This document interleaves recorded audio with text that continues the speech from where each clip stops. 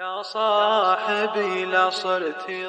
صاحبي لا صرت ضايق ومهموم، ابحث عن أسباب الحياة السعيدة، حرر قيود الأمس وابدأ من اليوم، افتح على دنياك صفحة جديدة، دايم تفأل بالأمل واترك اللوم، عش لحظتك واللي مضى لا تعيده، اعرف تراه ما انت من الذنب معصوم، الله هو الغفار حنا عبيده، إن شانت الدنيا ترى العمر مقسوم، محد